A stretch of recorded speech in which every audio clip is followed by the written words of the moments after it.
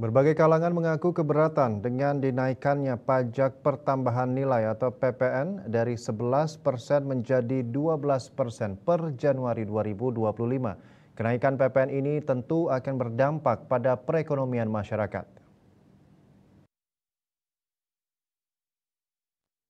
Menanggapi hal tersebut, Direktur Politeknik OTC Bali Iwayan Rediasa meminta agar Presiden Prabowo untuk mempertimbangkan kenaikan PPN sebesar 12%. Menurutnya kenaikan PPN ini akan berdampak pada turunnya daya beli masyarakat serta harga barang yang semakin tinggi. Tawaran stimulus yang akan diberikan pemerintah dinilai hanya sebagai retorika politik dan tidak bermanfaat secara signifikan bagi masyarakat.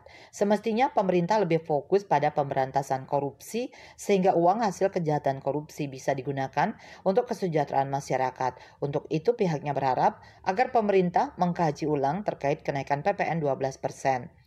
Maka dari itu harapan kami kepada pemerintah Prabowo segera lakukan kebijakan ketegasan bagaimana koruptor-koruptor itu dihukum secara maksimal. Bila perlu undang-undang perampasan aset. Nah itu yang kami tekan dan kami dorong kepada pemerintah. Segera lakukan agar siapapun yang melakukan tindak pidana korupsi segera dimiskinkan dan asetnya ditarik oleh negara untuk kesejahteraan masyarakat. Mudah-mudahan Presiden Prabowo dan Ibu Sri Mulyani bisa mengkaji ulang terkait dengan kenaikan PPN daripada PPN 12% ini. Kami sangat keberatan, masyarakat bawah sangat keberatan, bahkan masyarakat menengah ke bawah akan semakin tergenjet, akan semakin teriak nantinya karena kebutuhan masyarakat, kebutuhan pokoknya pasti akan melambung tinggi. Pihaknya menambahkan dengan kenaikan PPN 12%, tentu harus ada solusi untuk menaikkan pendapatan masyarakat.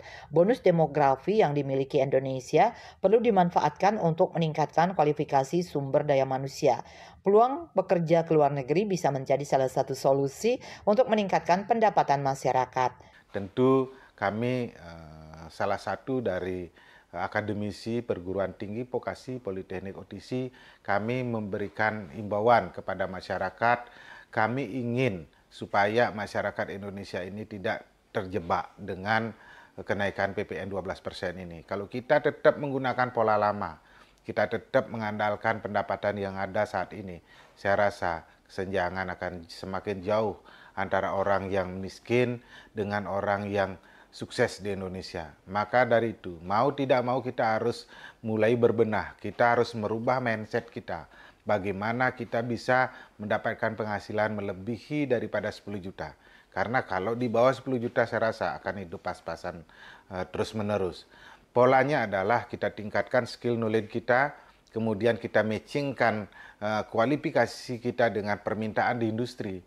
Sudah saatnya masyarakat usia produktif untuk merubah pola pikir sehingga antara pengeluaran dan pendapatan bisa seimbang. Selain itu, kenaikan PPN 12% tentu menjadi masalah besar bagi para pengusaha.